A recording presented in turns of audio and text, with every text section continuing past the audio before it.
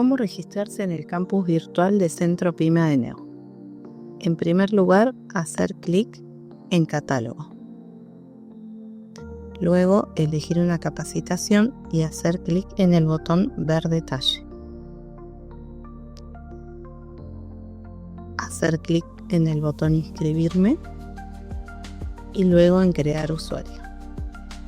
Completar todos los datos requeridos. Colocar la palabra no si hubiera un dato que no tengo. Luego, hacer clic en No soy un robot y en el botón Crear.